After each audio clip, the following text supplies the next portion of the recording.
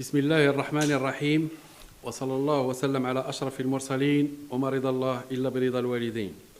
نلتقي مجددا في الموعد النصف شهري الخاص بالحالة الوبائية لجائحة كوفيد-19، وتخص الفترة الممتدة ما بين 8 إلى 21 ديسمبر 2020.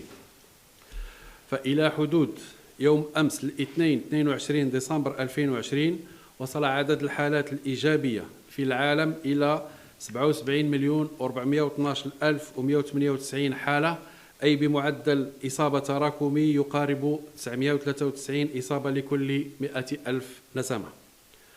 أما عدد الوفيات المسجلة عالميا فلقد وصل إلى 1,703,527 حالة وفاة، أي بمعدل إماتة عالمي يناهز 2.2%، بينما استقرت نسبة الشفاء في 70.2%، حيث تشافى أكثر من 54,305,862 مصاب. وعرف المنحل الوبائي الأسبوعي على مستوى العالمي ارتفاعا بنسبة 5.3%.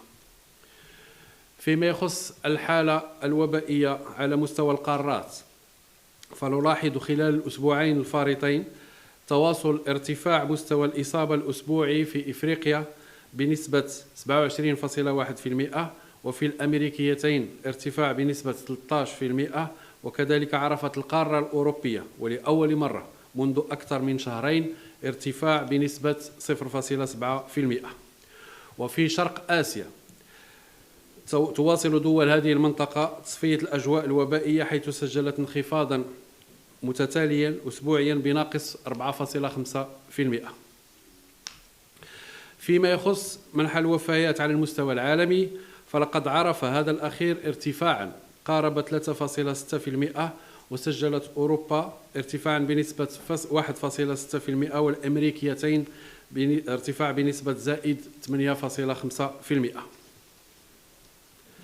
في بلادنا بلغ عدد الحالات الإيجابية المؤكدة إلى حدود يوم الاثنين 21 ديسمبر 2020 ما يعادل 418,002 حالة، وهذا الرقم يعطينا معدل إصابة تراكمي يراقب 1151 حالة لكل 100,000 نسمة، ولا زال هذا المؤشر الوطني يفوق بكثير المعدل العالمي الذي ذكرناه من قبل، والذي يناهز 993 حالة لكل 100,000 نسمة. فيما يخص الوفيات المسجلة في بلدنا، فلقد وصلت إلى سقف 7,000 حالة وفاة مؤكدة رحمهم الله جميعا.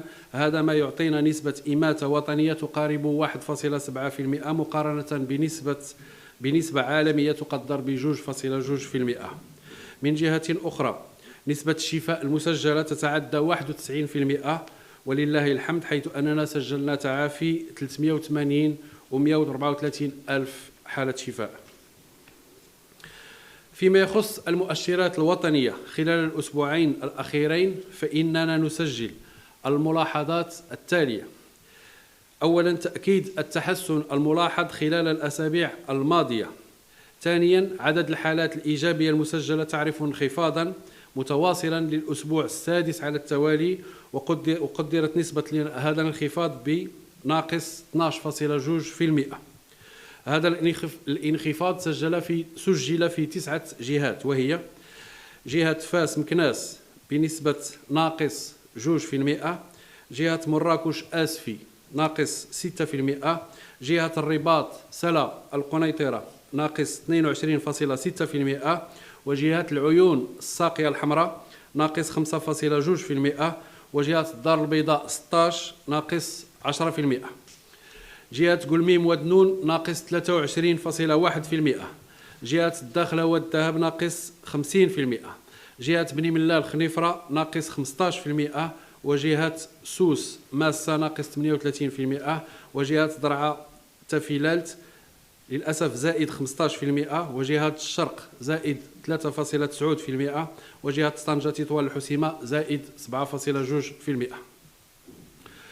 موازاة مع ذلك، يعرف مؤشر التكاثر والتوالد على الصعيد الوطني وكما لاحظناه من قبل تحسنا بطيئا لكن متواصلا على مدى 5 أسابيع متتالية، حيث سجل هذا المؤشر مستويات تحت الواحد واستقر في مستوى 0.93 يوم أمس. تجدر الإشارة مجددا إلى أن هذا التحسن هو ثمرة مجهودات وإجراءات متخذة ومحترمة من طرف المواطنين بنسبة كبيرة، ونأمل أن يتواصل احترام الإجراءات الحاضرة والمستقبلية من طرف المواطنين حتى نحصل على مؤشر تكاثر أقل من 0.7 في الأسابيع القليلة القادمة. فيما يخص منحنى الوفيات الأسبوعي، فلقد عرف هو الآخر انخفاضا هاما على المستوى الوطني خلال الأسبوعين الأخيرين يقدر ب 12.6%، وشمل هذا الانخفاض 7 جهات وبنسب متفاوتة. ولا زلنا من المعدل 74 ومررنا من معدل 74 حالة في شهر نوفمبر إلى ما يقارب 54 حالة في 20 يوم المستوفاة من شهر ديسمبر. فيما يخص تطور معدل الإصابة الأسبوعي لكل 100,000 نسمة، فهو الآخر عرف انخفاضا متواصلا خلال الأسبوعين الأخيرين، حيث مر في الثلاث محطات الأخيرة من نسبة 100.6 إصابة منتصف نوفمبر إلى 71.8 بداية ديسمبر، ثم نسبة 48.7 لكل 100,000 نسمة في الأسبوع الأخير. فهذا كذلك مؤشر إيجابي نتمنى أن يتم تثمينه وتأكيده في الأيام والأسابيع القليلة القادمة. فيما يخص الأحداث البارزة، نبدأ في الأول بالقرار السامي لصاحب الجلالة نصره الله بمجانية التلقيح ضد كوفيد-19 لفائدة جميع المغاربة طبقا لما جاء في بلاغ الديوان الملكي ليوم 8 ديسمبر 2020. ثانيا، استمرار التحضير المكثف ووضع اللمسات الأخيرة لتنزيل البرنامج الوطني للتلقيح ضد كوفيد-19 في انتظار وصول جرعات التلقيح الخاصة بهذا الوباء. ثالثا، قرار تعليق الرحلات الجوية مع بريطانيا بسبب ظهور سلالة جديدة لفيروس سارس كوف بهذا البلد. رابعا، قرار حكومي باتخاذ الإجراءات الاحترازية بناء على توصيات اللجنة العلمية والتقنية، وذلك بتعزيز إجراءات حالة الطوارئ الصحية والاستمرار في التقيد بالتدابير والإجراءات الضرورية للتصدي لفيروس كورونا 19.